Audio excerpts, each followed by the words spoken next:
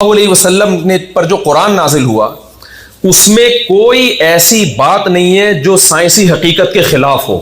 اس زمانے میں ایک ایسا شخص جو نہ لکھنا جانتا ہو نہ پڑھنا جانتا ہو وہ کتاب دے کے جا رہا ہو، اور ایسی کتاب جو 1400 سال سے اس میں کوئی خلاف حقیقت بات اب تک ثابت نہیں ہو سکی۔ خدا کی قسم یہ بہت بڑا معجزہ ہے۔ یہ اس زمانے کی آپ کتابیں تو اٹھا کے دیکھو، ہوائی باتیں ہوتی ہیں کتابوں میں،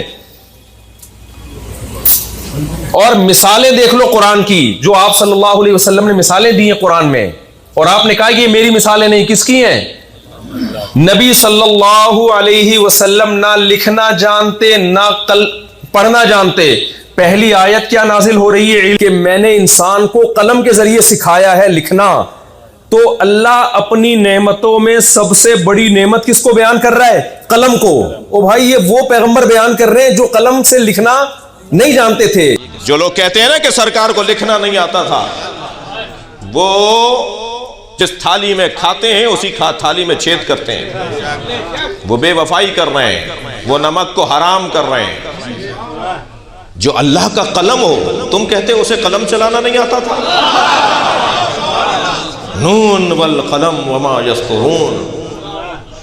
اللہ نے ساری کائنات کو جس کے ذریعے لکھا ہو، اسے لکھنا نہیں آتا تھا، اسے پڑھنا نہیں آتا تھا۔ جی جس کی حدیثوں کو پڑھ کر میں اور آپ اگر دانشور اور عالم ہو جائیں تو ہم علامہ فہامہ آیت اللہ مجتہد کہلاتے ہیں، اور وہ سرکار کو پڑھنا نہیں آتا تھا، لکھنا نہیں آتا تھا۔ یہ ہم پہ کرم کیا، نبی نے قلم ہاتھ میں نہیں لیا۔ یہ پوری انسانیت پر احسان کیا، سرکار نے قلم ہاتھ میں نہیں لیا۔ سرکار قلم ہاتھ میں اس لیے نہیں لیتے تھے کہ معاذ اللہ لکھنا نہیں آتا تھا۔